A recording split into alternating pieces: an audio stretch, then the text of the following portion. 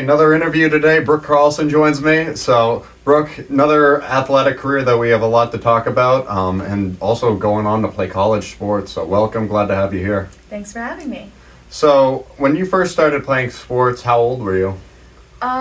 So I started playing soccer and t-ball or softball when I was very, very young, and I even did a little bit of bitty ball, but then I stopped playing basketball, ironically, and kind of grew up playing soccer and softball. And then it wasn't until 5th grade that I tried out for like the HISA team. Yeah. And it was just awful, but I knew then that I wanted to play college ball, so. Yeah. So, I mean, super early on, you had to know that you had like this very strong passion for it. What was it about basketball that set itself apart from every other sport? Well, one, it didn't have the same kind of running that soccer does, Mm-hmm. and I did not love that. And two, it wasn't like I was just standing there and stuff like that for softball. You know, like softball is very a laid-back sport. So I really like the team aspect that basketball has, and I like the dynamic of the game, and I just had a lot more heart for that kind of game than any other sport. At what point did you decide to kind of like go all in on basketball and focus on that more than any other sport?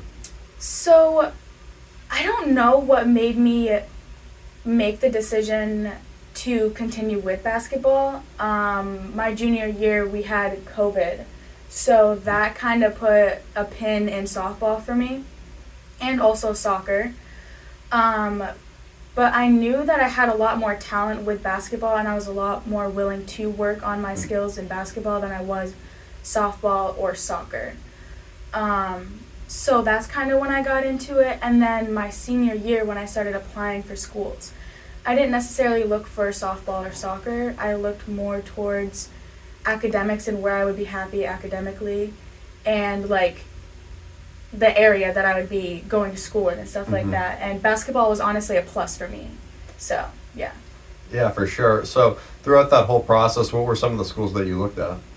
I looked at Keene State a lot, and I also looked at UMass Dartmouth, I believe it was. And I ended up going with Wentworth, because the location, it's in Boston and it's in Fenway. It's not necessarily directly in the city, but it's easy access to go into the city if needed. It's not that far away, and it's also not in my home state. Yeah. I kind of wanted to get away from New Hampshire as much as I love it. But being in the city was definitely something I knew I wanted to do because there's so much to do there. And it's surrounded by so many sports teams, and I love that. Yeah, that's awesome. Yeah. So let's dive into our high school career more. So, like, just talk a little bit about those seasons, maybe some players who mentored you, different roles you played on those teams, the results of those seasons, and some of your favorite memories from that. Okay. That's a really broad question. We could start out with freshman year and go through. Freshman year. So, for basketball specifically? Or Yeah. Okay, so freshman year for us was a really good year. For me, I was on JV to start, and then I was asked to be a swing player like a third, halfway through the season or something like that, because we had just lost a player.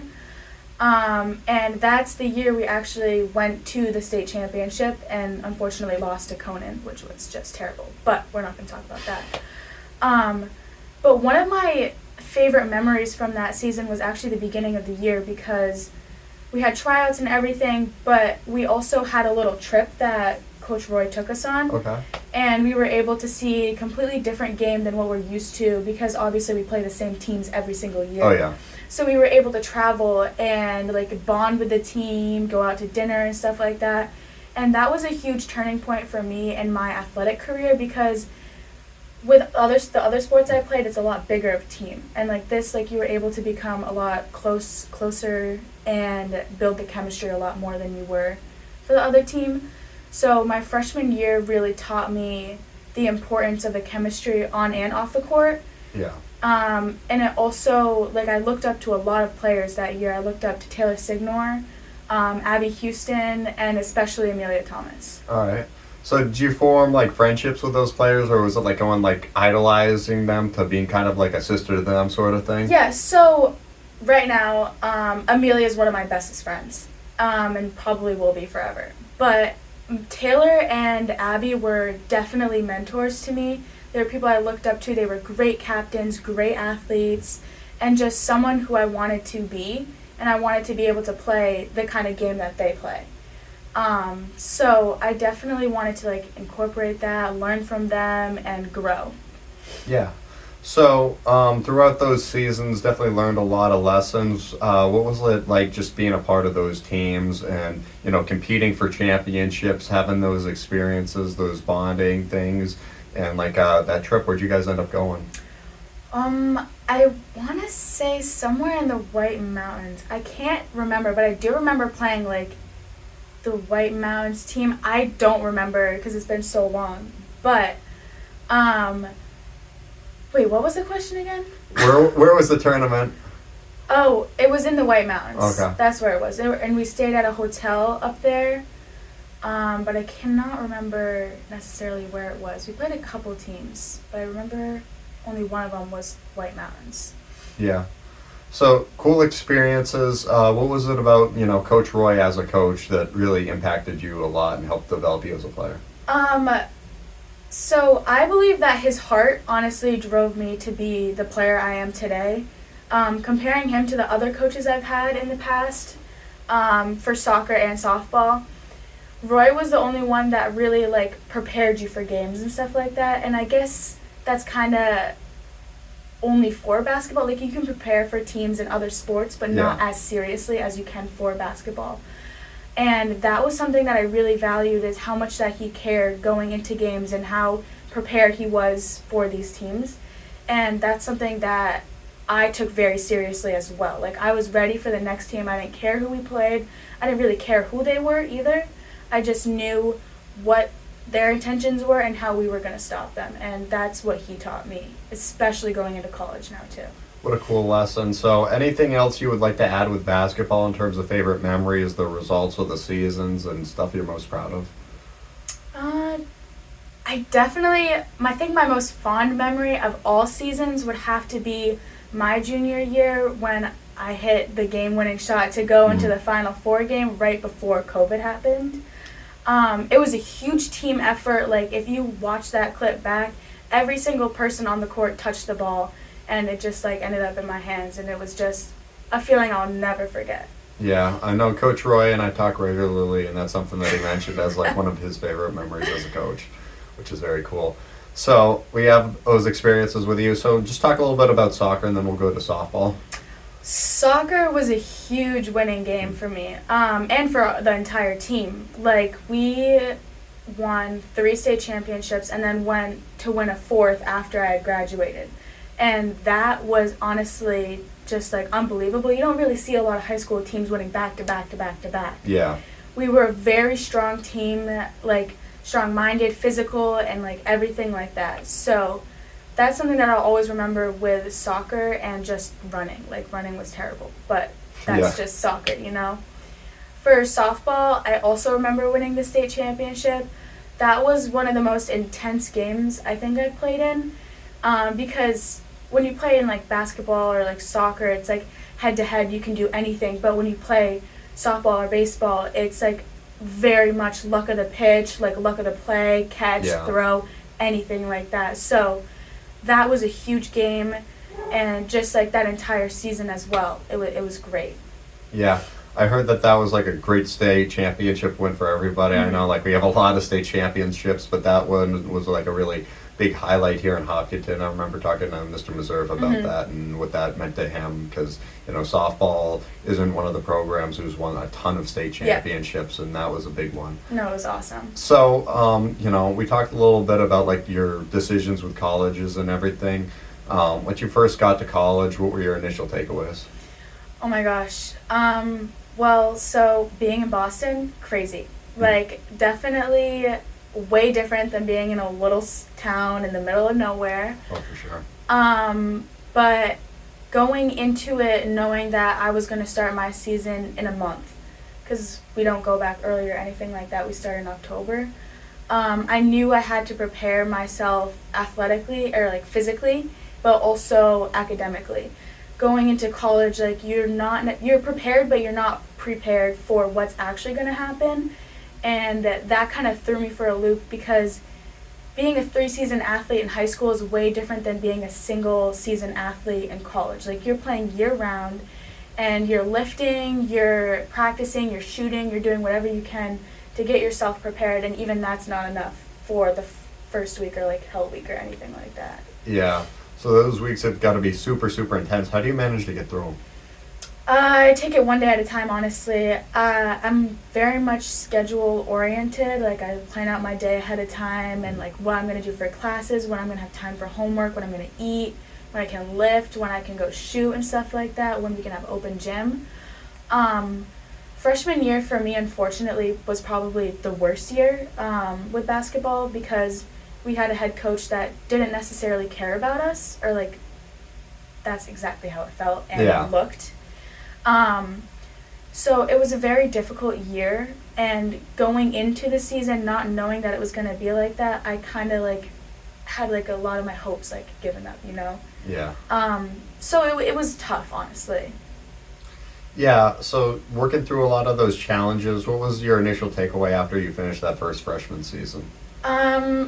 Honestly, it was a lot of decision making at that point. If I wanted to even play again, if I wanted to continue my athletic career, or if I just wanted to be a student at this point. But I knew in my heart that I couldn't step away from sports, especially with only 3 years left to play competitively. So I chose to like keep working and just to like go into the next season open-minded. My freshman year, we didn't necessarily have a lot of players to look up to. One, because we were coming off of COVID. Yeah. So it was very difficult for college athletes to keep up with their heart and athletics, especially in D3. Like D3, you're a student first and everything like that. Exactly. So going into that season, we had 4 players that were like not even recruited or anything like that. And we didn't really have that many upperclassmen or anything like that. So we were honestly the heart of the team, and we still are the heart of the team at this point, my junior year. So preparing myself for like the next season and everything, I just knew I needed to like go in with a lot of heart and like happiness, honestly, because there's a lot of practices that like had us down and everything like that. So that's how I prepared a lot for the next season. So was sophomore year a big improvement? Oh, definitely. So summer going into my sophomore year, we had a Zoom call with our previous coach, and he was like, "We're leaving," or whatever. And all of us were like, "Yes." Like honestly, that's good because we knew that the program would hire someone like worthy of that spot. And so I believe that it was, I don't know if it was before we even got to campus or if it was when we got on campus that we found out our new head coach was Kelly Cole. It was honestly intimidating going into this next season because we had a coach that had 30 years of D1 experience playing and coaching, and she's been all over the country coaching these teams, and seeing that we had someone like that coming into our program, we knew we had to step up and show up, even though we didn't have any players coming in because our coach didn't recruit anyone. So wow, it was tough. Yeah, that's a challenging situation. Yeah. How'd you guys make out schedule-wise last year in terms of like wins and all that? Oh, terrible. Honestly, we're not the best team in our division. We're definitely a little bit down there. Last season, we had 8 players, I believe, and that was only for the first half of the season. First half of the season, we had multiple 3-game weeks, which is a lot when you have students in architecture, design, and we're students first. So, like, obviously, like, that's huge, and it's not like our academics are planned out like it is for D1 sports or anything like that. So it was really tough first semester, but we did have legs and we did have bodies. Second semester, it was a long haul. We had 5 players. We had someone out, and then we had multiple players injured. So it was a lot of like overcoming diversity at that point, and just having the heart and happiness and just like wanting to come to play, you know. Yeah. So tough situations. Glad that you were able to work through it. What are your other favorite experiences with college other than basketball? Oh my gosh. Right now it would probably be going to like professional games, especially going to like the Celtics games. Yeah. I love doing that, not only to see the Celtics play, but to see like other teams play, like other players play that I'm like obsessed with and stuff and Yeah. look up to. That has to be a huge thing. But honestly, academics, like I like school a lot. Yeah. So I look forward to my classes, which is funny to say, I guess. But I think that would have to be my favorite thing, is being able to go to other athletic events, not just for my school, but for professional games and stuff like that. Gotcha. Who are your favorite all-time athletes? Oh my gosh. I have to think about that one. I would love to say like Tatum, obviously because we're close now, or I'm close to him and Celtics or whatever. All-time players, I watched LaMelo Ball throughout his entire high school career and now in the NBA. I don't really like look up to a lot of athletes though. I definitely just like have favorites and I like a lot of players and stuff like that. Yeah. But there's no one that I really look up to and is like, I want to be them. Like, I just want to be myself and I want to play my game at the end of the day. Gotcha. So, what's the other thing? I had something else I was thinking of. Oh, yeah. So why don't you tell everybody what you're studying in school now? So I'm studying mechanical engineering. It's definitely tough, but it's not as tough as architecture or anything like that, because architecture, you are in studio from when you get out of practice till the next morning. And that's something that I could never go through.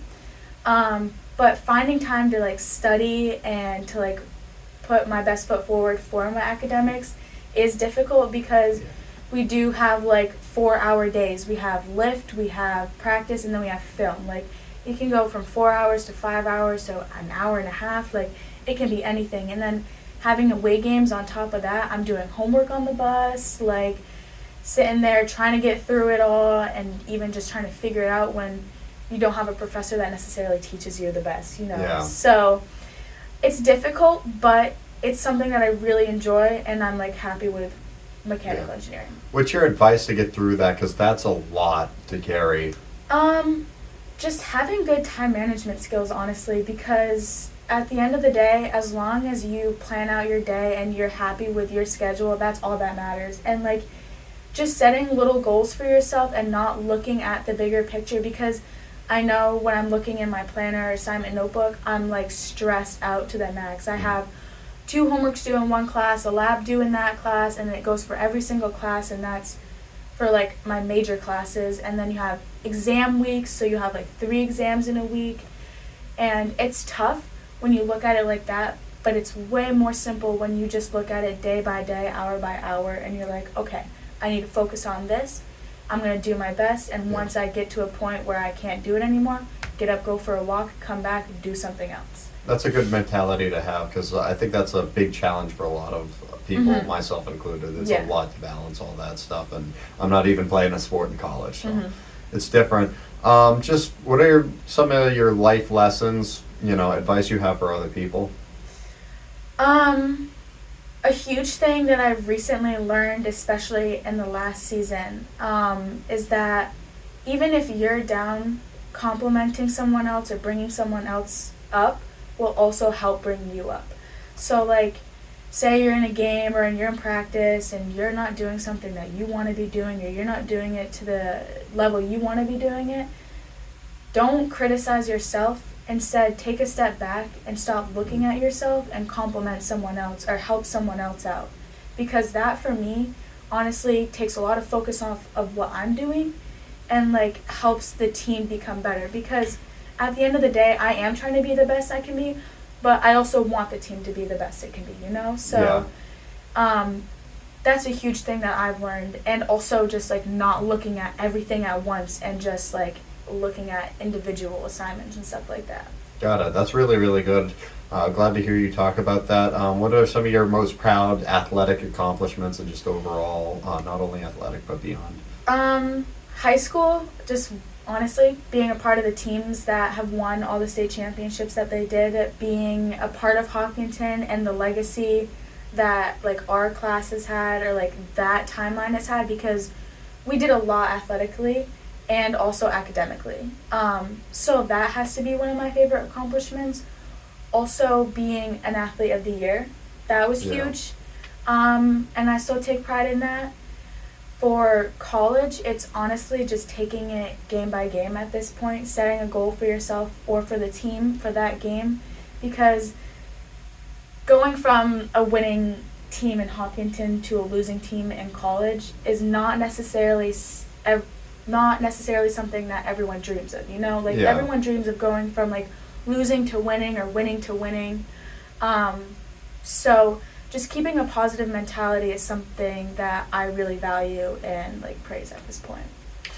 Yeah, overall, I think that's just a really good overview. How do you just keep pushing throughout the years when you have like tough challenges like you do with your team right now, and just try and get the team, like you said, to be the best it can be? Because I know you guys are striving to be, the best in the division or wherever that standard is, even though that's like an uphill battle, because there's a lot of work required, and you have to maintain the motivation even when things aren't going well. It's honestly, a lot of it is talking to my teammates about my feelings, because all of us have the same feeling. Like, all of us want to win. We all have that competitive mentality. Yeah. But at the end of the day, it's not about winning and what you do. It's not about what's on the scoreboard or like how much you lost by or what mistakes you made in the game. It's about the positives that you can look at and what you can take away from that and improve.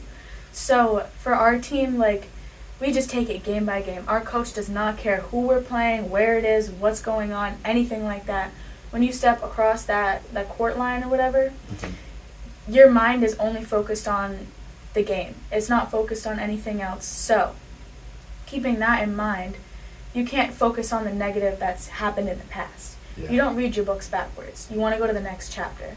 So that's what we all try to do, as difficult as it is, and some days are going to be better than other days, and you have to remember that too. But honestly, just being able to like lift everyone up and being happy is just like how we get through it. Yeah, for sure. So now you're going to be graduated from college in about a year and a half. I know that's crazy to say. I mean, personally, myself, now in college, it feels like those years fly by a lot quicker than you realize. We had COVID in the middle, which is crazy. But when you think about the context of somebody who's 60 years old, and over the course of 5 years they're still pretty much in the same spot, whatever it is, living in the same place, same career, whether it's retired or not.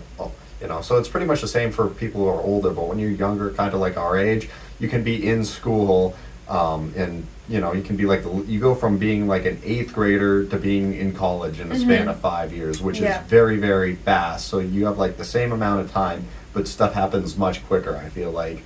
So you have that whole experience, which is crazy. So now that you're, believe it or not, there where you're going to be thinking about graduating college in the next year and a half, where do you see yourself doing after this? Lifting a lot, probably. Yeah. Trying to stay as active as I can. I tried to start getting into running this summer, but running like long distance isn't necessarily good for basketball. Like you want to be running like sporadically or doing sprints and stuff like that, or like conditioning. I definitely see myself becoming more of a gym rat than I already am. But I also picture myself finding like a new hobby or something like that. Like I do like to read occasionally. So maybe like reading or just like going out and stuff like that, and like actually being able to explore Boston. Because I don't have a lot of time to do that. Like a lot of my time is in the books or in the gym. So I don't know. I don't really like to think about what I want to do after college, because I like to live in the moment, because like you were saying, everything goes by so fast, and especially in college, like you have fall semester, spring semester, and then like a huge long summer, and you have a long break in between, and all that time goes by like that. In high school, it didn't feel like that, because you just had like a really long school year. So honestly, at this point, I'm just taking it semester by semester. I'm going to be starting a new internship next semester, so we'll see if I like that. And it's a huge learning experience, so I'll find things that I don't like or things that I do like, and that's honestly like my plan at this point, is to just take it one semester at a time, 1 month at a time, one game, one day, you know. My last question for you is this: do you see yourself coaching at some point? Oh my gosh, yes. That's honestly something I'm really, really into. This past summer, I actually did a coaching clinic at Boston College, and I really enjoyed it. I didn't so much enjoy coaching really young players, but I really do picture myself coaching, or at least starting with middle school, high school, something like that. Like, I'm very passionate about basketball, even soccer, softball still. But I definitely want to take everything that I've learned and give that to like the next generation. So hopefully it's somewhere out there. All right, cool. Appreciate you, Brooke. Thank you so much, Drew. Yep.